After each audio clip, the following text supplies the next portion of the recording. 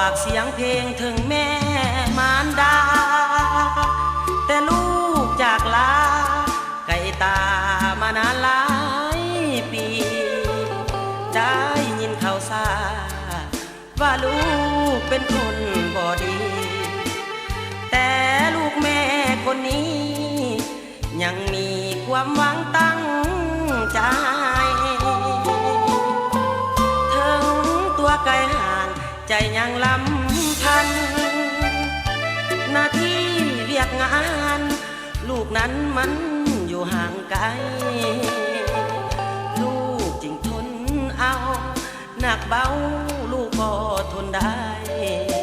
ให้สมดังความตั้งใจบ่ให้คนเขานิน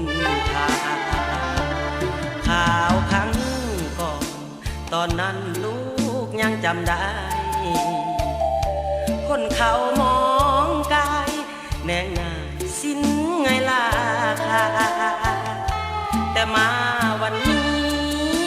พอลูกมีดีขึ้นมาแม่จงวางใจเถิดนาจะหาเงินมาช่วยสู้ขอแม่สบายหายความกังวลจะมีหรือจนยอมทนเพื่อแม่คนดีลูกก็ลืมบุญคุณแม่เลี้ยงมาก่อนนี้พ่อแม่จงได้สุขี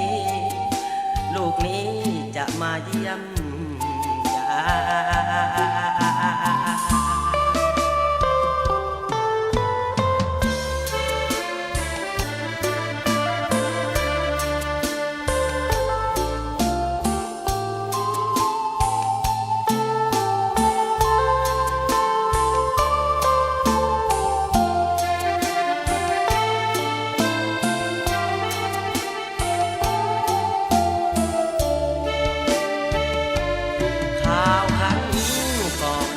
ตอนนั้นลู